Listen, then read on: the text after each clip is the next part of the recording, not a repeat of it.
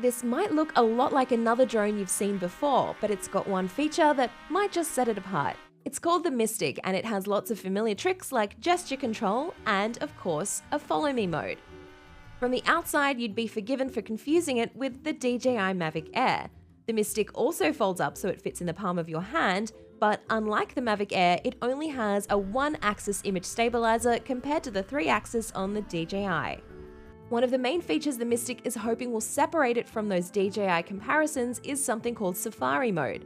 From the app, you can map out an area you want the drone to explore, and then off it goes, capturing photos.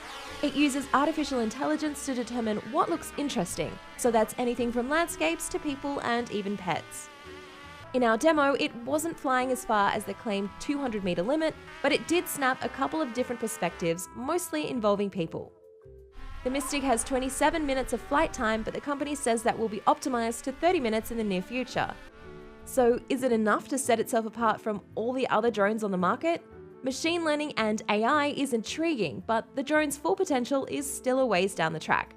If you want to get your hands on one, it's available to back on Kickstarter for $500 and should be available in November.